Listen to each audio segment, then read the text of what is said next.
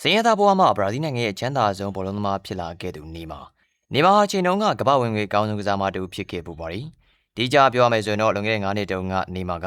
Forbes မဂ္ဂဇင်းရဲ့ကမ္ဘာဝင်ငွေအကောင်းဆုံးအားကစားသမားစာရင်းမှာအဆင့်3နေရာမှာရပ်တည်ခဲ့ဦးတာဖြစ်ပါတယ်။အခုချိန်မှာတော့ဒဏ်ရာပြဿနာတွေကြောင့်ကစားမဘွားကနေနားယူရလို့နေပါအခြေအနေနဲ့ရင်ဆိုင်နေရပြီမြင့်နေမာကအချိန်တုန်းကတော့ကွင်းတွင်းမှာရောကွင်းပြင်ပမှာပါထိတ်တန်းအဆင့်ရှိတဲ့ကစားသမားတစ်ယောက်ဖြစ်ခဲ့တာပါ။ဒီလိုဘွားကိုနေမာကလွယ်လွယ်ကူကူနဲ့ရရှိခဲ့တာမဟုတ်ပါဘူး။လွန်ခဲ့တဲ့ရှင်းနေဝင်းချင်တုန်းကဆိုရင်နေမာကဘန်မာအကျွေးတွေပြီးပြီးတော့စီးပွားပြတ်ခဲ့ပူပါတယ်။ဒါပေမဲ့9နှစ်ကြာမှာတော့သူကဘရာဇီးနိုင်ငံရဲ့အချမ်းသာဆုံးဘောလုံးသမားတစ်ယောက်ဖြစ်လာခဲ့ပါတယ်။နေမာကို1992ဖေဖော်ဝါရီ9ရက်နေ့မှာဖခင်ဖြစ်သူနေမာဆန်တိုစ်နဲ့မိခင်ဖြစ်သူနီတင်တို့ကဘရာဇီးနိုင်ငံရဲ့ဆော်ပိုလိုမြို့မှာမွေးဖွားခဲ့တာဖြစ်ပါတယ်။နေမာအသက်4လအရွယ်မှာဖခင်ဖြစ်သူနဲ့ခရီးတစ်ခုသွားရင်းနဲ့အသက်ဆုံးရှုံးခဲ့ရမယ့်အရေးနဲ့ရင်ဆိုင်ခဲ့ရပူပါတယ်။ဖခင်ဖြစ်သူဆန်တိုစ်မောင်းနေလာတဲ့ကားကတောင်ပတ်လန်းတစ်ခုမှာတစ်ဖက်လန်းကလာတဲ့ကားနဲ့တိုက်မိပြီးတော့တာဖာနှစ်ယောက်လုံးအပြင်းထန်ဒဏ်ရာရရှိခဲ့ကြပါတယ်။ကံကောင်းစွာနဲ့ပဲလာလင်းငယ်ကြာမှာတာဖာနှစ်ယောက်လုံးကဒဏ်ရာကနေပြန်လည်တက်တာလာခဲ့ပြီးတော့လူကောင်းပကတိဖြစ်လာခဲ့ကြပါတယ်။နေမရဲ့ဖခင်ကအရီတုန်းကကိစ္စတစ်ခုရှိလို့တားကိုခေါ်ပြီးတော့ပြင်ခဏသွားခဲ့ပါတယ်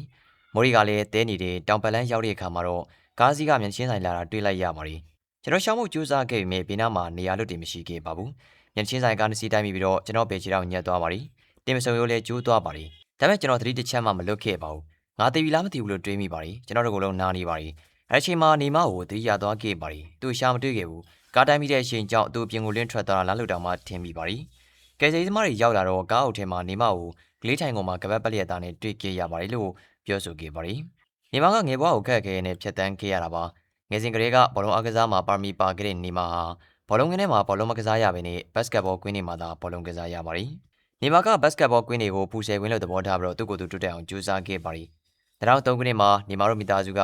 Sovi Santos ကိုပြောင်းရွှေ့ခဲ့ပါတယ်။ Street Football မှာထူးချွန်တဲ့နေမကို Santos ကင်းတောက်တွေကတည်ထားမိခဲ့ပြီးတော့ Santos လူငယ်အသင်းကခေါ်ယူခဲ့တာဖြစ်ပါတယ်။နေမကိုအသက်15နှစ်အရွယ်မှာ Santos က Professional စာချုပ်စတင်ချုပ်ဆိုခဲ့ပါတယ်။အသက်16နှစ်အရွယ်မှာနေမက Santos အသင်းမှာလောက်ခလာစာယူရို1500တနေ့လောက်ခလာစာယူရို2000နီးပါးထိရရှိခဲ့ပါတယ်။နေမကြောင့်သူတို့မိသားစုလေးကအတိုင်းအတာတစ်ခုထိစာဝတ်နေရေးချောင်းလဲခဲ့ပါတယ်။2009ခုနှစ်မှာနေမအသက်18နှစ်အရွယ်မှာတော့ Santos အသင်းအတွက်ပထမဆုံးပွဲဦးထွက်ခွင့်ရရှိခဲ့ပါတယ်။အလုံးနဲ့ခြေစွမ်းနေတုံးတို့တိုးတက်လာခဲ့တဲ့နေမကိုဆန်တိုစ်က2012ခုနှစ်မှာဘရာဇီးဘောလုံးလောကသမိုင်းတစ်လျှောက်တန်ကြေးမြင့်ဆုံးစာချုပ်တစ်ရပ်ကိုချုပ်ဆိုခဲ့ပါတယ်။စာချုပ်သစ်ရတော့နေမကဆန်တိုစ်မှာတနေ့လောက်ခလာစာ$9.5တန်းနီးပါးရရှိခဲ့တာဖြစ်ပါတယ်။အသက်20ရွယ်လူငယ်ကလည်းဖြစ်လက်ဖျားလဲငွေတီးနေတဲ့အချိန်ဆိုတော့နေမကပိုက်ဆံတွေစတင်ဖြုံးတီးခဲ့ပါတယ်။စာချုပ်သစ်စာချုပ်ဆိုခဲ့ပြီးတဲ့အချိန်ကနေစပြီးတော့နေမက$8,200တန်ကြေးရှိတဲ့ရွက်လီ$9,000တန်တိုက်ခန်း$9,400တန်ပန်းဖြည့်အိမ်$4,400တန်ကွန်ဒို$4,900တန်ပေါ်ရှီကားတို့ကို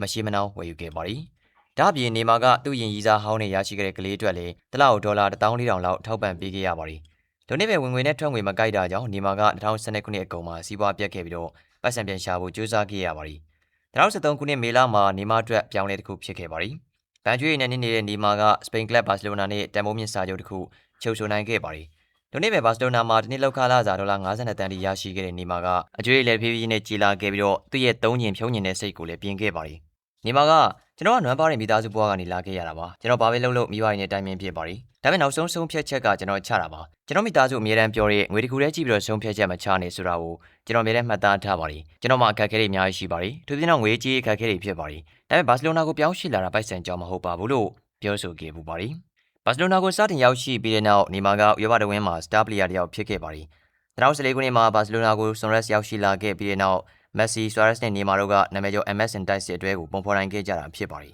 ။သူတို့သုံးက2015ခုနှစ်မှာချန်ပီယံလိဖလား၊ကိုပါဒယ်ရီဖလားနဲ့လာလီဂါဖလားတွေကိုရရှိခဲ့ပြီးဖလားသုံးလုံးအောင်ပွဲကိုဖန်တီးပေးနိုင်ခဲ့ပါတယ်။2019ခုနှစ်မှာနေမာက PSG တင်းကိုကမ္ဘာစံချိန်တင်ပြောင်းရွှေ့ခြင်းနဲ့ရောက်ရှိသွားခဲ့ပါတယ်။နေမာရဲ့လောက်ခလာစာကလည်းတစ်လောက်$60လောက်ရရှိခဲ့ပါတယ်။နေမာကကျွန်တော်ဘယ်တော့မှပိုက်ဆံနဲ့ဆွဲဆောင်လို့ရမှာမဟုတ်ပါဘူး။ပိုက်ဆံကကျွန်တော်ဦးစားပေးစဉ်းစားတဲ့အရာမဟုတ်ပါဘူး။ကျွန်တော်ပျော်ရွှင်ဖို့ကျွန်တော်မိသားစုပျော်ရွှင်ဖို့အတွက်အမြဲတမ်းဦးစားပေးပါတယ်။အခုကျွန်တော်ရမ်းပြောပါတယ်ပိုက်ဆံဘယ်လောက်ပေးပြီးကျွန်တော်နှလုံးသားဆန္ဒနောက်ပဲလိုက်ခဲ့ပါတယ်လူတွေမြန်မာကျွန်တော်ကပိုက်ဆံကိုဦးစားပေးရလို့ထင်ကောင်းထင်နိုင်ပါတယ်ဒါပေမဲ့ကျွန်တော် PSG ကိုရွေးချယ်ခဲ့တာကပိုက်ဆံကြောင့်မဟုတ်ပါဘူးဒီမှာကျွန်တော်စူပလာတွေအများကြီးစုခူးချင်တာကြောင့်ရောက်လာခဲ့တာပါလို့ပြောဆိုခဲ့ပါတယ